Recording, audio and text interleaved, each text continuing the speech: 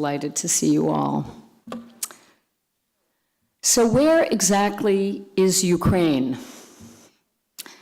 Some of you may wonder why I haven't asked, where is the Ukraine? The lack of a definite article is because Ukraine today is an independent state, although for much of its history it was a region subject to the sovereignty of other states, including the Polish-Lithuanian Commonwealth, Imperial Russia, the Second Republic of Poland, and of course the Soviet Union. Its borders today, which are relatively new borders, are the result of population transfers, geopolitics, and the end of the Cold War altogether. Even today, parts of the region are contested between Russia and independent Ukraine. More homogeneous, but still not completely homogeneous than ever in its past, there are still Jewish communities in Ukraine. For many Jews, the Ukrainian landscape conjures up only dark images of early modern anti-Semitism led by rampaging Cossacks in the 17th century, pogrom violence of the late 19th and early 20th centuries, and the horrifying extermination of Jews in Soviet-occupied Poland and Ukraine during the Holocaust. Bloodstained is the image of what many think about Jewish life in Ukraine. Tonight's performance lecture will touch on some of these difficult topics, but will invite you into the lives of Ukrainian Jews and into their world of song, poetry, and music. And will invite you into the world of the Yiddish language. The songs you're about to hear were collected for an archive by amateur Jewish authors in the Soviet Union, especially Moisei Beregovsky and other academics of the Kiev Cabinet for Jewish Culture from the Ukrainian Academy of Sciences, which operated under the auspices of the Soviet government. They describe the variegated Jewish wartime experience, which is not just about the Holocaust. The archive was thought to be lost. But in 1993, a few years after Ukrainian independence, they were discovered in unmarked boxes at the Vernadsky National Library. Our lecturer, Professor Anna Stancis, visited the archive in 2010. In an act of musical archaeology, she, with singer Psy Korolenko, have recreated the songs in that archive. I say recreated because no recording or musical notation or a very slight musical notation of the songs survive. But notes left by Beregovsky for a book he hoped to publish illustrate that all of the melodies were based on traditional Yiddish folk songs or popular Soviet music. That clue is what inspired Psy Korolenko, who besides his musicianship also holds a PhD in Russian literature, to base most of the melodies on songs that would have been well known in Ukraine at that time. Let me introduce you to our two performer lecturers. Professor Anna Stancis is the Al and Malka Green Professor of Yiddish Studies and the director of the Anna Tannenbaum Center for Jewish Studies at the University of Toronto. She received her doctoral degree in modern languages and literatures from Oxford University in 2001. She's the author of Soviet and Kosher, Jewish Popular Culture in the Soviet Union, 1923 to 1939, and most recently, When Sonia Met Boris, an oral history of Jewish life under Stalin. Anna is also the co-editor-in-chief of the very important journal East European Jewish Affairs. She teaches a broad range of courses, focused primarily, I would say, on the lived, ground-up experience of Jews in Russia, the Soviet Union, and the lands of the former Soviet Union. She has lectured widely around the world. She's a frequent guest on radio and TV shows, and her work on this project, Yiddish Glory, has been featured in printed media, TV, and radio in over 40 countries. That's Anna. Psy Korolenko is the pseudonym of a Russian Jewish songwriter and performer, Pavel Leon. He's also a Slavicist, as I mentioned, with a PhD in literature. Self-referred to him, he refers to himself as a, quote, a wandering scholar, an avant bard. He is known for his multilingual one-person cabaret shows, which balance folk and klezmer music, freestyle poetry, and intellectual comedy. He writes and sings in English, Russian, Jewish, Yiddish, French. On stage since 2000, he has published a book of selected essays and song lyrics, quote, the hit of the century, and 14 CDs, some of them in collaboration with some of the most active Jewish and klezmer musicians today, including Daniel Kahn and Meshka Albert, one of my favorites. Soy is a member of the organizing committee for the Russian American Music Festival called Jet Lag, and a guest of many klezmer music festivals. And he's been an artist in residence in many American colleges and universities. Tonight's event is sponsored by the Alan and Joan Bildner Center for the Study of Jewish Life here at Rutgers. In our 22nd year, the Bildner Center is committed to academic excellence, fostering scholarly exchange, connecting the university with the community through public lectures, our Jewish Film Festival, Jewish communal initiatives, cultural events, and teacher training. We sponsor visiting scholars from all over the globe. We offer a wide range of programs, some of you know this, for both students, faculty, and the public.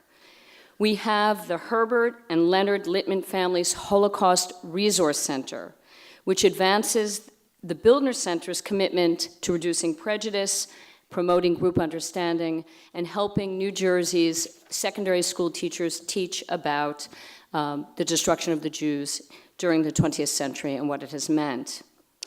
Tonight's performance lecture is supported by the Toby and Herbert Stolzer Endowed Program. We are so grateful to the Stolzer family for their generosity. The last thing I'm going to say is, please turn off your cell phones. Put them not only on mute, turn them off, because we don't want anything to interrupt the music program that we're about to hear. Thank you so much.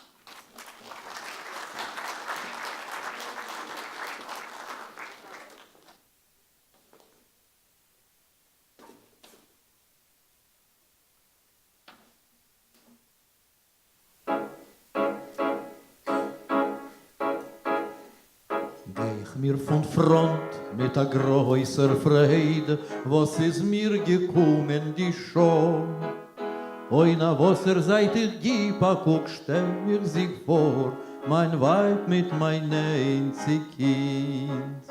Oi na wasser seit ich gib a guck, stell mir sich vor, mein Weib mit mein einzig Kind. Bin ich geblieben stehen mit a große Gewein, in Arzen not geessen sich a Wind, in Arzen not geessen sich a Wind. Oi na wasser seit ich gib a guck, stell mir sich vor, mein Weib mit mein einzig Kind. Was ist das für ein Zorn auf uns geworden? Was ist das für ein größer Gsar? Oi, von dem größten Zorn seien viel Menschen aber gefahren, die Verbliebene seien weg in Babi-Jahr. Oi, von dem größten Zorn seien viel Menschen aber gefahren, die Verbliebene seien weg in Babi-Jahr. Der größer Weitig ist a Feibig verblieben von dem Deutsch, was vergossen Blut. Von dem Deutsch, was vergossen Blut. Oi, mit unsere Tränen soll die Erd verschlossen werden, als die Lebendige soll schön werden gut. Oi, mit unsere Tränen soll die Erd verschlossen werden, als die Lebendige soll schön werden gut. Aber unser Säune sucht wir noch a Säuner, wie sie machen einand. Oi, wie lang wie sie will leben, sollen sie doch nicht erleben, sie wollen kein Mal nicht sein in unser Land. Oi, wie lang wie sie will leben, wollen sie doch nicht erleben, sie wollen kein Mal nicht sein in unser Land.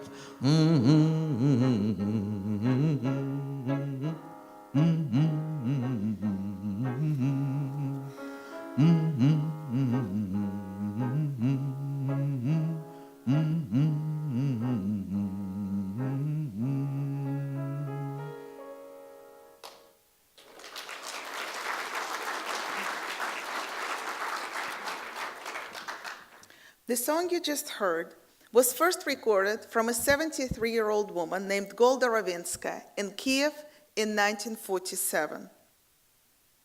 We don't know too much about her, except for her age and her name, but she was probably one of 150,000 Jews who survived from Kiev, who survived the war somewhere in the Soviet rear, maybe in Central Asia, or maybe close to Ural Mountains, or maybe in Siberia. 150,000 Jews who survived the war there came back to Kiev sometime between 1944 and 1946, only to find out that they were the last surviving Jews from their city.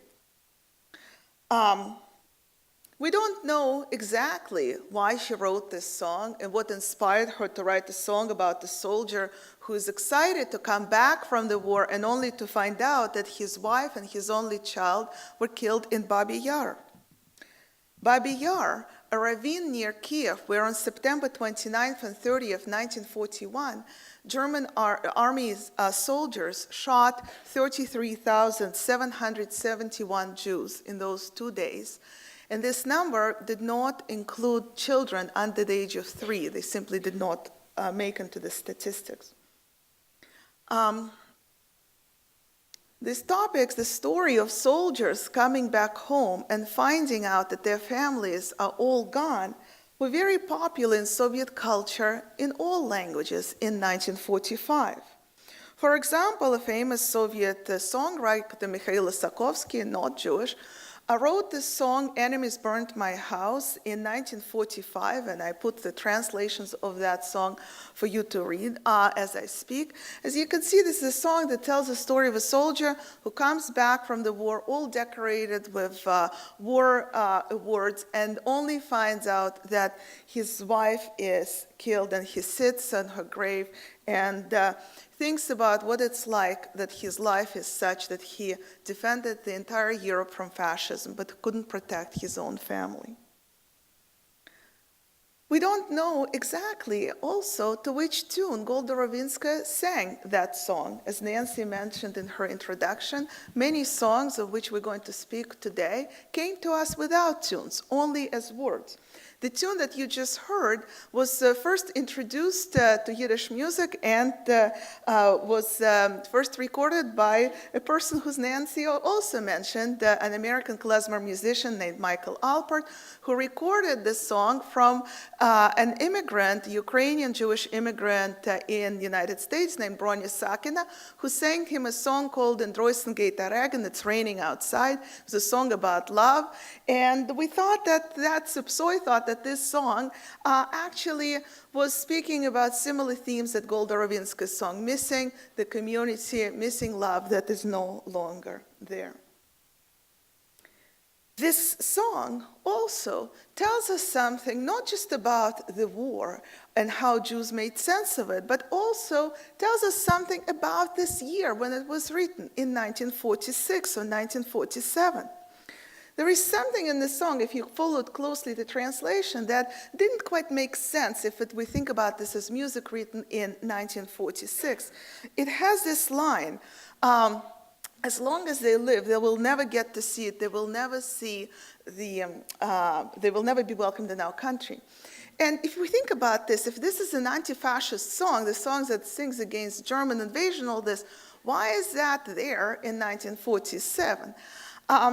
And the answer to that is one of the things that we guess, but actually this answer is not completely made up. I'll tell you about this in a second. We think that this song was also telling us something about 1947, in addition to 1943 or 1941 when Jews were killed. It hints to us about the thriving government-sponsored discrimination of Jews that started in Ukraine right after the war, when Nikita Khrushchev, who was then the head of the Communist Party of Ukraine, announced that he doesn't want the end of the war to be associated with the return of Jews. And Jewish people who came back to Ukraine, either who survived in Central Asia or those who came back from the war, from the front, were not given their apartments back and were otherwise harassed.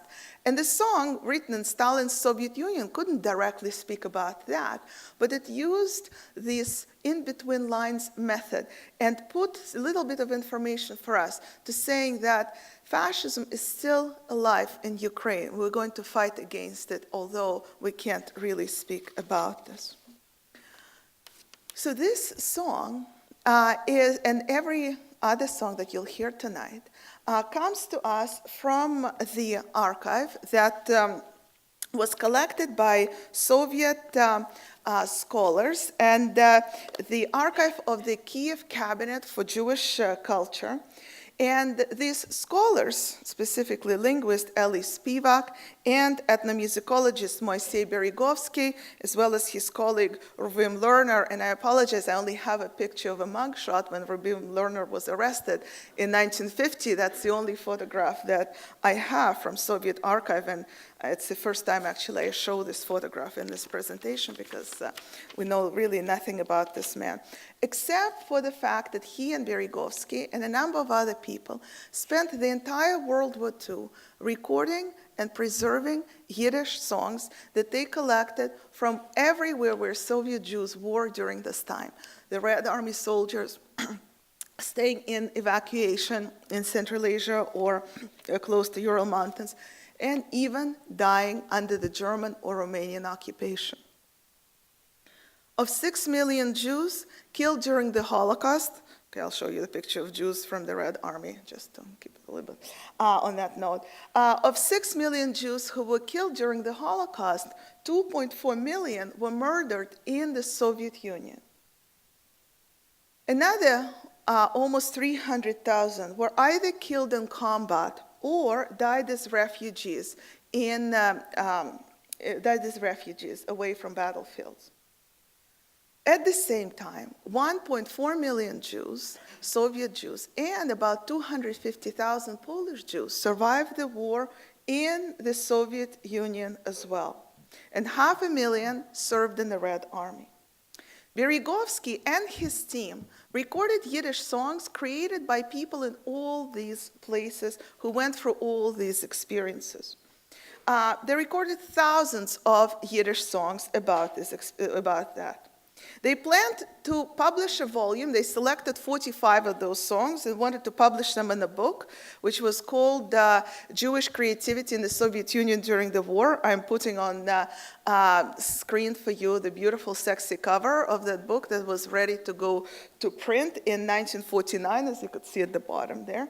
But the book was all prepared, even went twice for 2 rounds of censorship, but it never saw the light of day because Berigovsky and his team were arrested in 1950, and the book was never saw the light of day, and all the materials that collected for the book were preserved in the archive. Meanwhile, as Berigovsky and others started collecting Yiddish songs as early as 1941, Soviet Yiddish newspaper called Einikait, Unity, published a small article. It's not that article, it's just the cover of that newspaper, Einikait, published a small article about them collecting these Yiddish songs. And very soon after that, people started writing to them from the army and even from ghettos, ghettos located in Ukraine, started writing songs about what they witnessed. So scholars began collecting those documents, and I'm going to show you how they look like. They look approximately like this. So every song that you hear today starts from that. And Berigovsky was planning to work to elaborate on that project, type it all up, add tunes, write long descriptions, but none of that happened because once Hitler was gone, Stalin began attacking their work. And once we came across this archive, a few things became very clear to us very early on. First of all, of hundreds of songs, there were about 250 songs devoted to World War II. Not a single one was known. In other words, it didn't look like any of the songs from Warsaw Ghetto, from Vilna Ghetto, from Lodz Ghetto, from places where survivors preserved some of the Yiddish music. Not one of them was similar to them. So in other words, no parallels in other known materials of Holocaust music. The second thing we learned was that these songs are going to rewrite the way we understand the history of the Holocaust. Because For the longest time, historians believed that during the war in the Soviet Union, Jews stopped speaking Yiddish. Simply, Yiddish-speaking Jews, we believed, were killed very quickly early on, and that's why Yiddish culture did not really, Yiddish musical culture, folk culture did not really survive. The song showed that that was not true. Instead, am I having a competitor lecture going on? I'll have to speak louder. Instead, it turns out that Yiddish language songs actually existed about and talked about all the experience that Soviet Jews went through during the war, and because most of them were written by people who never wrote a thing in their life, by amateur performers, by women, by children, by soldiers, by people who were often illiterate and whose voices we never get to hear when we write history. Actually, it turns out that this archive gives us a chance to look what it was like for people to live through the darkest chapter of Jewish history, of modern Jewish history, and what it was like for them to witness everything that they witnessed and then write a song about this. No, and then the third thing was, of course, as you can see, the songs look the way they do. I don't know if you see any notes. I didn't either. And we knew that this was songs because Vygotsky many times mentioned that these are not poems, these are songs, but there are no melodies. So that's when Psoy, Korolenko, and I started working together and bringing these words to life as music. And when I say Psoy and I'm actually being super generous to myself because he's done 99.5% of that work, imagining what tunes either the texts would sound good to or what tunes people who sang these songs to would have liked, even if they didn't sing it exactly that way. Above all, this archive is essentially an artistic and musical commentary on what it was like for Soviet Jews to live and die during World War II. So we learned a lot of things that the people cared about them. For example, the next song that you'll hear about, it's funny how Nancy started introducing this program asking you where Ukraine was. Well, this song actually talks about Ukraine. I will not give it away exactly, but let me just say it was written recorded from Veli Shargorodsky, born in Odessa, who was 42 years old in 1944. And as you can see, he talks quite a bit about Hitler's desire to get his hands on Ukraine.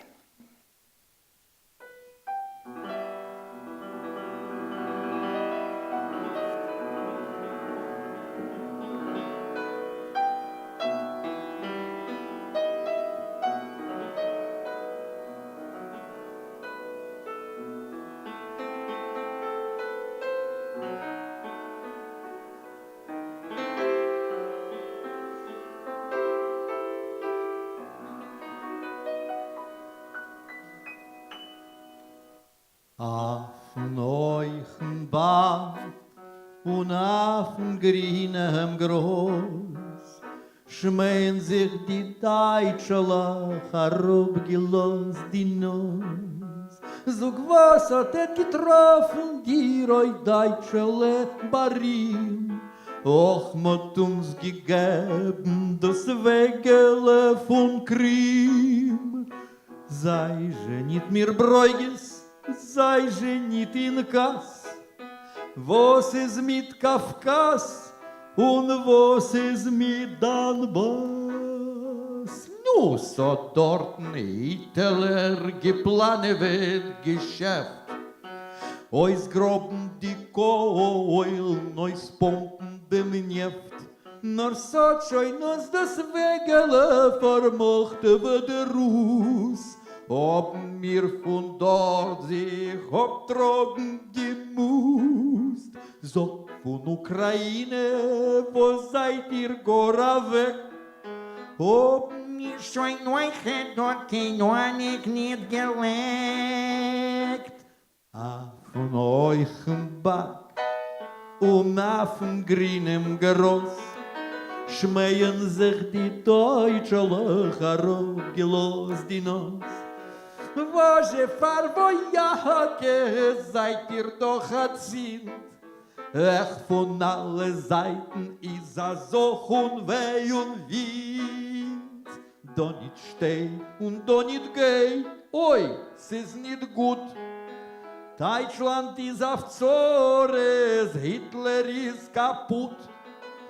Deutschland ist auf Zores, Hitler ist kaputt.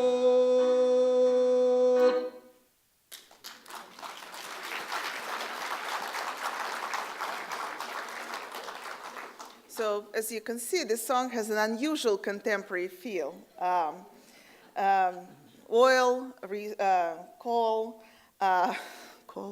Caucasus, Crimea, and Donbass. These are all words and places still in the news today and still causing violence and wars and conflicts. In fact, just a few months ago, I was talking about this project about two Russian journalists who now live in Toronto in exile. They call it, like a lot of journalists are now leaving Russia for different reasons. So I was talking to them about this project, and this one of the examples showed that song, and they said to me, but you told us it was written in 1944. Why is it talking about the Donbass, and why is it talking about all these contemporary issues? It's too political, they say. We can't cover it in Russia. And I said, no, it's about Holocaust. And they said, well, no, there is not a single Jew in that song. And you know what? They were right. There are no Jewish characters in that song at all. In fact, if we don't know that this song is performed to you in Yiddish and we just rely on English translation, we can't say that this specifically talks about Jewish experiences of the war. And the truth is that, well, Jews, like everybody else, read newspapers during the war, cared about those issues, and sometimes wrote songs in Yiddish that talked about global politics as well as personal issues. But one of the interesting things about it is its tune, so it didn't have to work too hard to guess, because the words suggest that this is a parody to the old Yiddish song, even previously arranged by Alexander Crane, a famous Jewish composer. It's a song called Auf den hohen Berg, on a tall mountain. And it's a love song that was popular in the Soviet Union and was performed by many Yiddish singers, recorded in 1937. And there is a wordplay in the song that the two Jews are teasing each other. One is calling each other Deutsch, like one of those super educated standoffish people. That's how they refer to Germans. Well, in this particular German Jews, because that's a song from the 19th century that dealt with the Jewish Enlightenment. Well, in our version of 1944, there's no subtleties like this, because the German is a German who is the enemy, who came to capture the land, and the song is fighting against it. So the insiders get the reference to the old Yiddish music, and other listeners just listening to the song as a commentary on what's going on in Ukraine. So speaking of what's going on, our next song is called Yoshke from Odessa.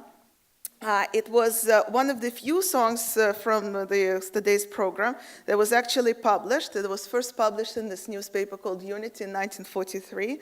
So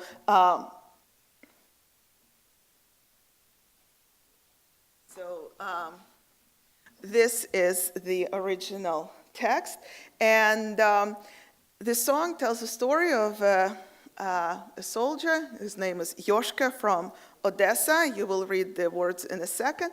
It was performed first by Berta Flaxman, a woman in Zhytomyr, in 1943.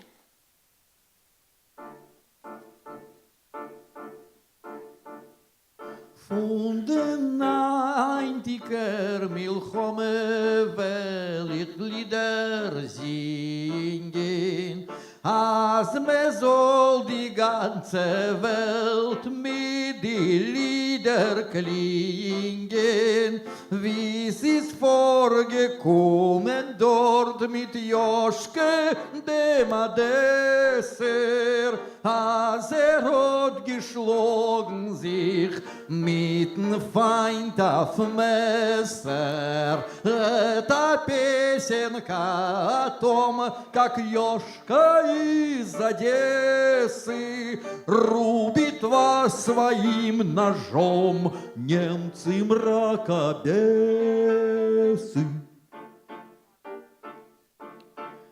Oder sind für sich die mörderische Zores, oder bald geschworen, sei kurz machen die Schures.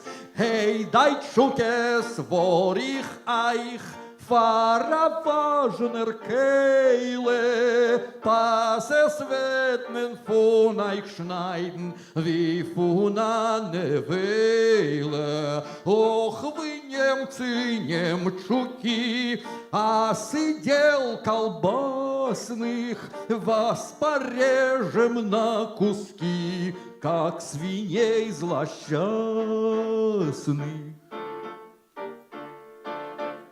Für die Säugkinder, wo sie rot lebendig begraben, wird ihr Treife Hitzles Eierois kommen schoben, weil ihr rot die schöne Stadt wie's gemacht und Horeb fahren Leben Eiern, bin ich sieht nicht Horeb.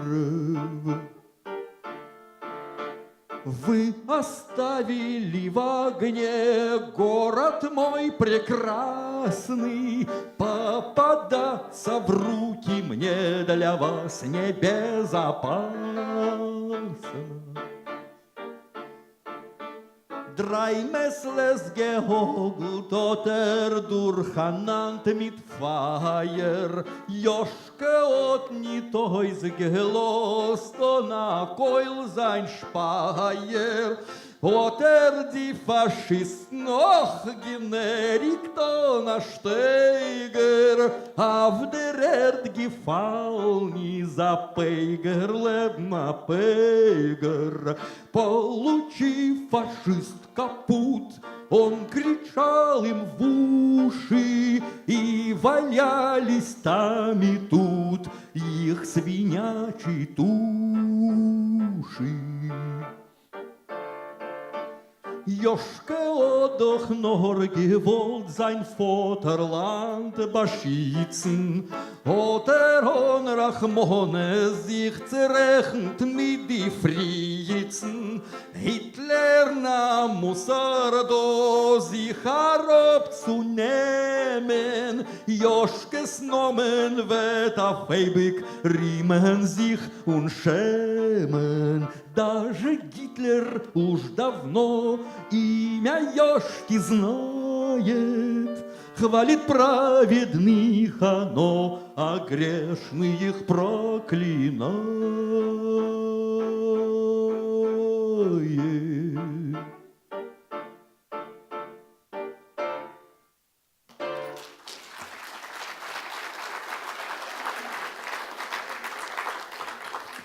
So you just heard this song in the original Yiddish and in Psoi's Russian translation.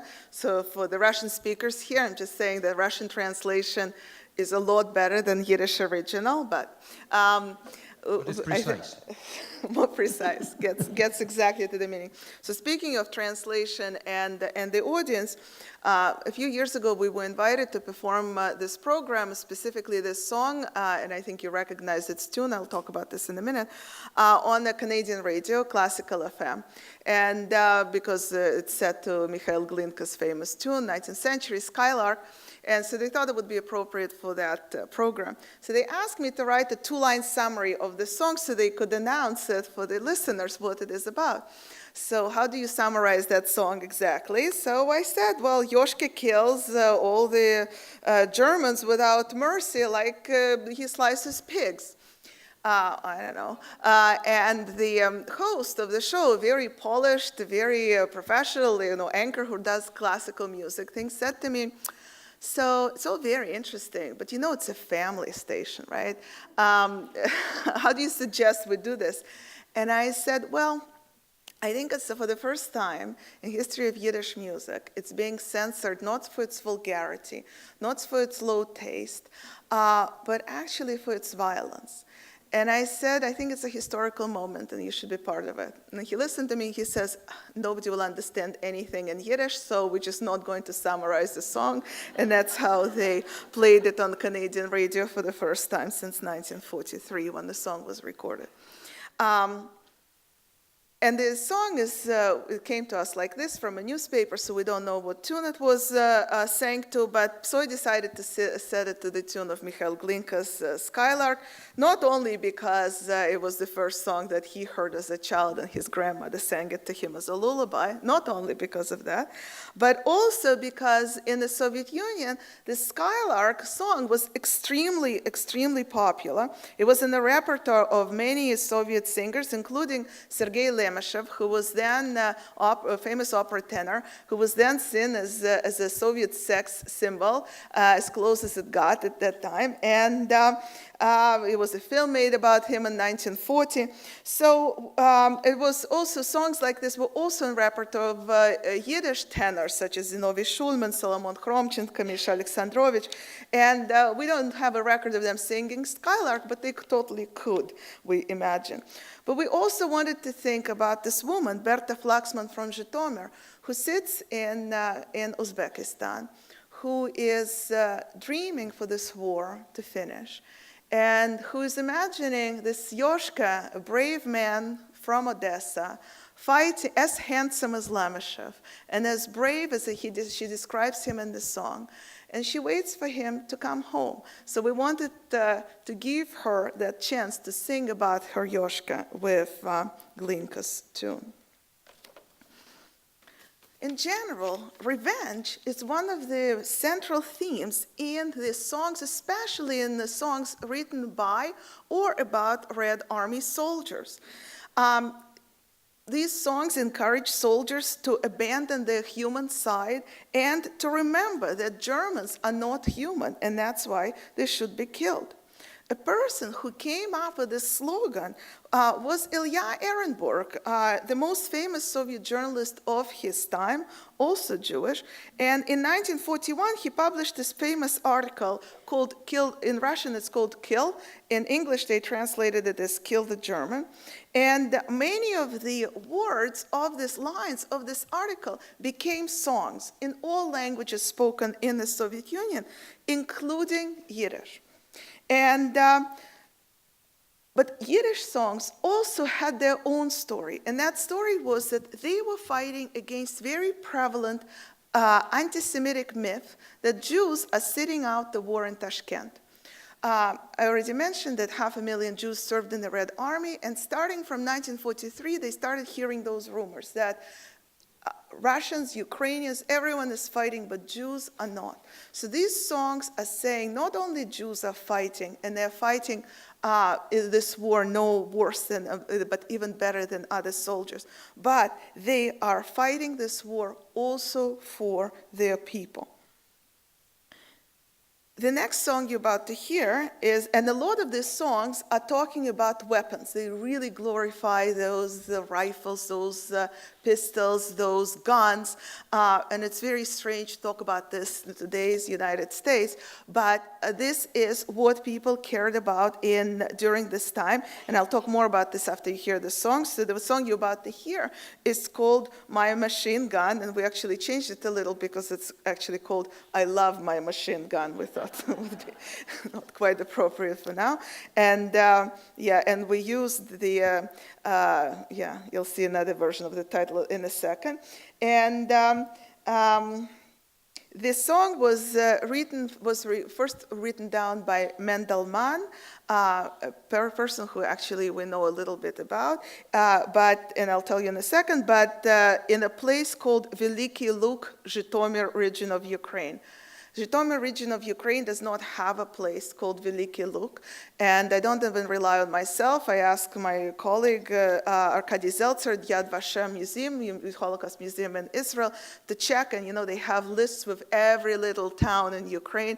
Apparently there was a village called New York in Ukraine, in Zhytomyr region, but there's no place Veliki Luk. So I have no idea where Mendelman found that song, but I'm just reporting to you what's in the archive, and it's called I Love My Machine Gun.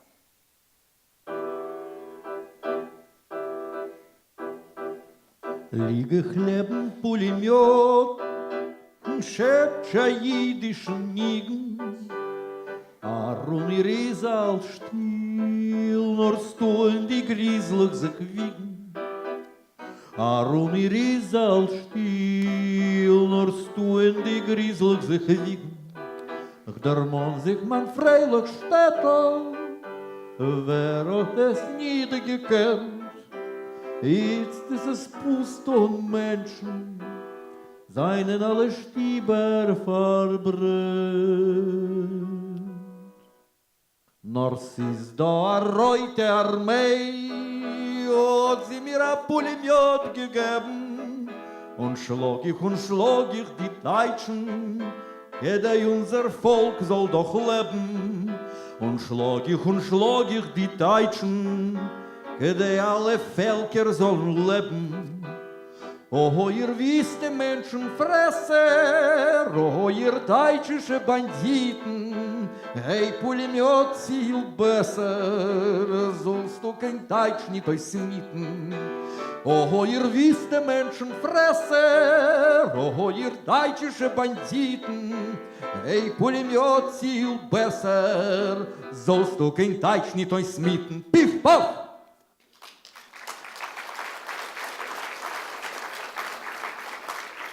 So, as you can see, the song is saying is the Red Army soldiers grateful to the army, to the Soviet government that gave him the gun.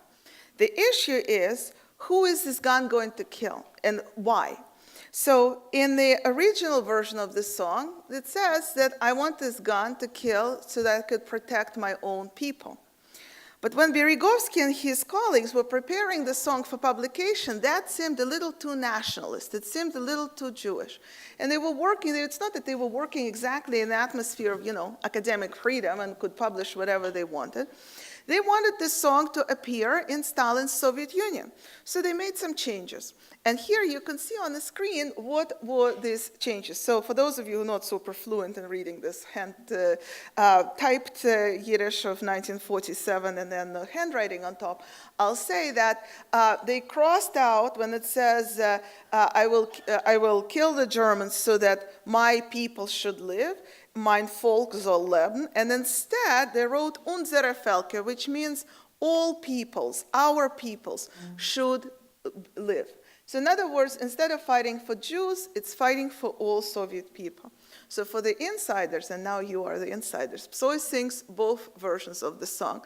First one to give voice to the original singer who wanted to fight for Jewish people, and second to give voice to scholars, our colleagues who worked in the conditions that they worked in 1947 and 1949, and risked their lives to preserve this music for us. So both of them get words.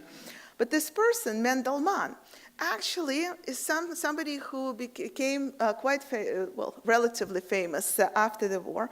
After the war, he became a Yiddish writer. In 1947, he moved to Palestine and then lived in Israel until 1970, when he moved to Paris. He wrote a lot of books of memoirs, mostly in Yiddish, also novels. Most of them were about World War II.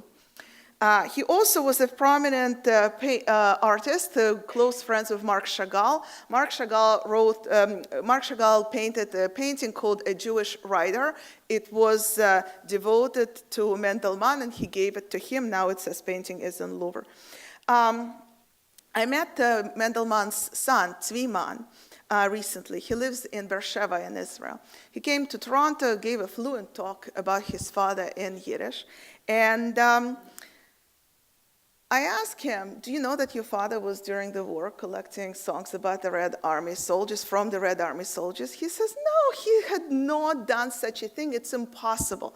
My father, he said, was a person who would never sing, write down military songs like this. It's just like it's not him.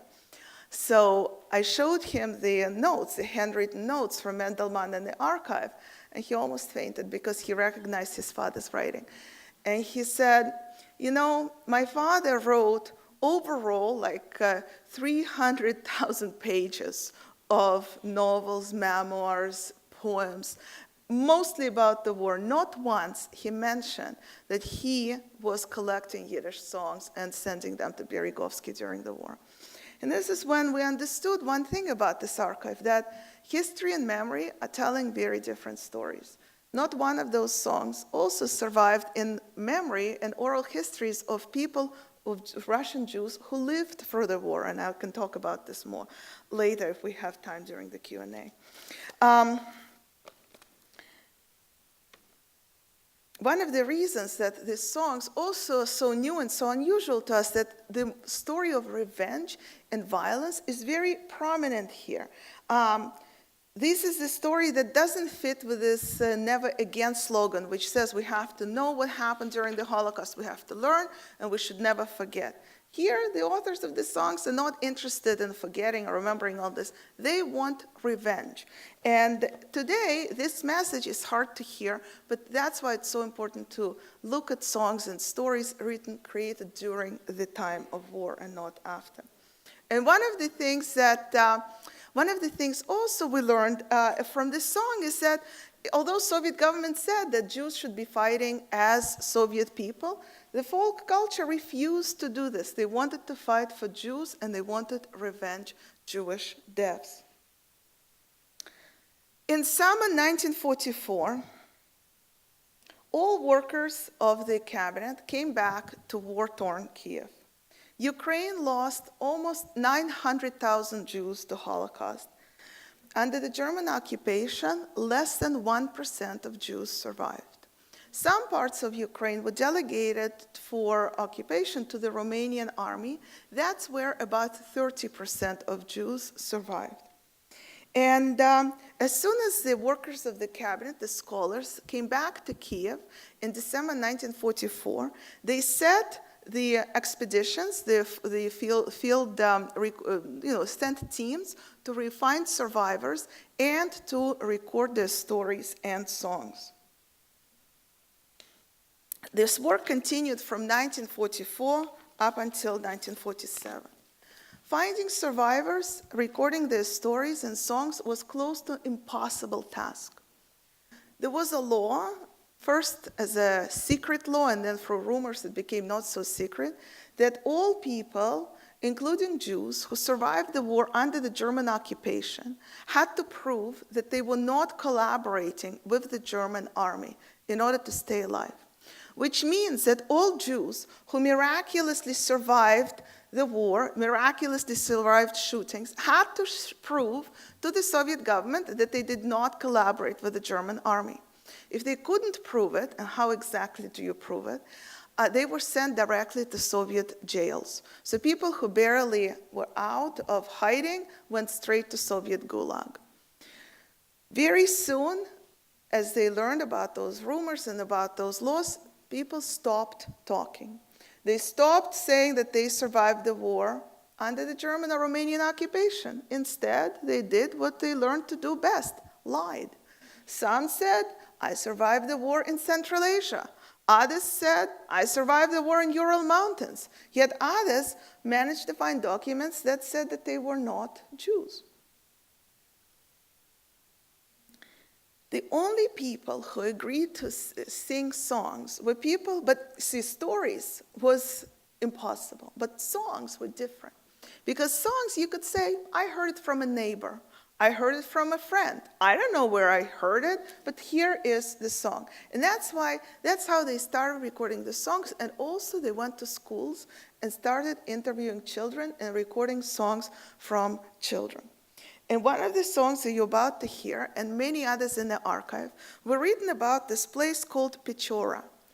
Pechora was, some historians say ghetto, other historians say concentration camp. Soviet authorities denied the existence of this place up until 1995, but it's a whole different story. But this is the place from where Jews from neighboring regions of Ukraine, Vinnytsia region, Mogilov region, a few others, and also from areas of Romania, was sent to, and that's where they stayed until they died. Pechora, there was no mass shootings in Pechora most of the time. There was once, there was one big one and then nothing after that. And most people died in Pechora from starvation because people were shipped there, and 10 days later, most of them were dead, and that's when they shipped new people to die in the same way. And in these songs, Pechora is this place from where no one comes back alive. One of the song that you're about to hear was, and I'll show you how it was found in the archive, and this one has tune, but it's not the tune you'll hear. That is a song was recorded from a 16-year-old boy named Yosef Broverman. He was 16 in 1944 when they interviewed him, but he was 14 in 1942 when he wrote the song. He was interned in Pechora, and he wrote the song when both of his parents died from starvation. He comes from Tulchin. It's a small town in Vinnytsia region of Ukraine. Before the war, in 1939, Tulchin had a Jewish population of about 3,000. Only 20 of them survived the war. And this song tells the story of its destruction and what it was like to be in Pechora. And it's sang to a very special tune. Not this one, this one I'll tell you later, but now Psoi's one. Kommt heute einmal noch der Monen, unser frierdicke Zeit, unser Maso, unser Leben, was hat uns amol gescheint, unser Mucke, unser Weinen, ona Shirin, ona Neck, oi, oi, meine junge Jorn, gehen jetzt beim Deutsch weg. Nur warum die junge Bäume wachsen, Zweigen werden grün. Hat einmal so gezwietet unser Leben in Tulchin. Kommt die Zeit, und von die Bäumer flieht der schöner Zwitterrob. Punkt so das lichtig Leben geht bei uns a Zwiete ob.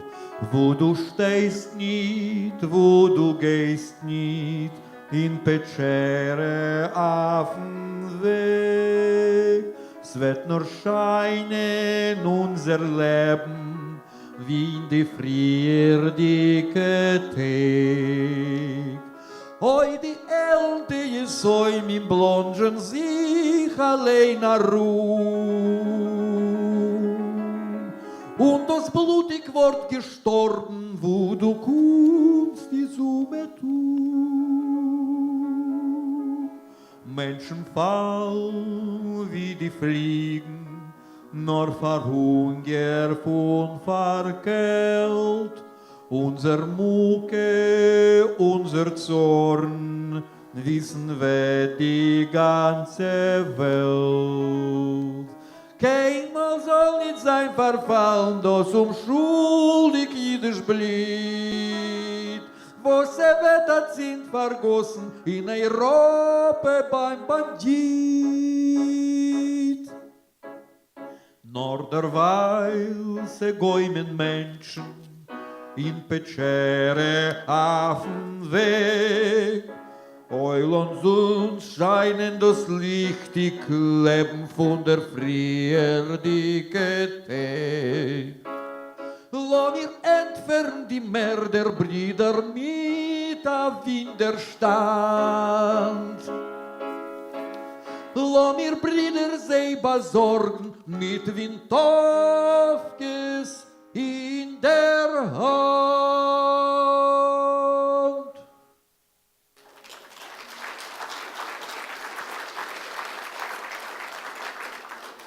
So you probably recognize the tune, which of course was not written during the war, written instead by composer Alfred Schnittke, born after the war, double minority German, Russian German, son of Russian German and German Jew. And it's a soundtrack from a popular movie from the 70s the song talks about the destruction of a village due to Black Plague of 1348, and fascism is referred to as the Brown Plague, so I thought it would be appropriate to do it this way. And, the tune that we did find in the archive was nothing like this. Instead, we found it after we recorded the song and after we got so used to this tune that it seemed that Josef Broverman would have wanted us to sing it that way. But actually, it turned out that the song was sung to a very different tune. Maybe so I will show you a little bit. Let's see. Kommt heute mal noch der Monen, unser frier dicke Zeit, unser Masel, unser Leben, was hat uns amol gescheint, unser Mucke, unser Weinen, on a Schir und on a Neck, oi, oi, meine junge Jorn, gehen jetzt beim Deutscher Welt.